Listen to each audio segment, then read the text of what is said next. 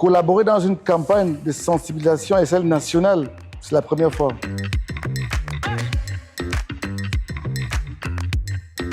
J'ai essayé d'approcher le design sur 4 angles.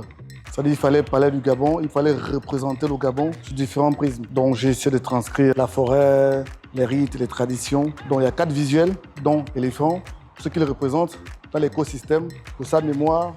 Et c'est un pachyderme qui est menacé d'extinction. J'ai aussi pris la tortue lutte, qui est d'ailleurs menacée d'extinction. Le gris du Gabon, qui est un animal emblématique du Gabon, qui est aussi menacé d'extinction. Et après, il y a le rite. Nous sommes un pays hautement spirituel, si je veux dire ainsi. Et il fallait ramener quelque chose qui est représentatif du Gabon. Et d'où ces différents angles, toute cette approche-là. C'est bizarre de trouver une raison de coller une notion de durabilité parce que la personne qui ressent, c'est l'humain. Et généralement, on se dit qu'on veut protéger une espèce, on veut protéger l'écosystème, pourtant c'est faux. Le débat, il est ailleurs. Ce qui est menacé, c'est l'humain. Moi, j'essaye, pour moi, là, c'est un prétexte de rappeler à l'humain que dans la chaîne alimentaire, il ne représente pas grand chose. Et donc, à travers l'art, je prends une virgule pour parler des animaux, mais en réalité, ce n'est pas vrai. Moi, je parle de l'humain. Et l'art me permet de passer ce message subtil.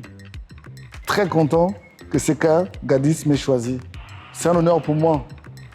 Et d'ailleurs, je suis le premier artiste que Seka Gadis propose ce type de collaboration.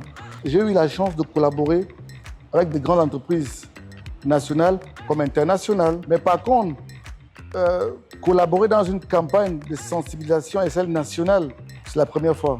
Et ça représente beaucoup pour des jeunes comme moi qui ont grandi devant le CK2, CK2 au centre de notre intérêt. Mais aujourd'hui, je me rends compte que je collabore avec Seka Gadis, donc c'est très fort pour moi. Je pense que cette collaboration va aussi permettre à d'autres artistes de collaborer et avoir ce champ de possibilités aussi.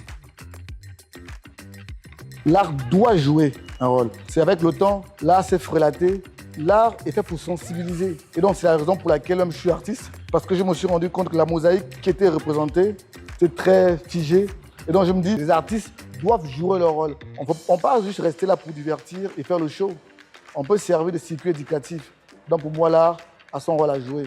Joindre l'utile à l'agréable est très important. Faire l'art sans porter une cause.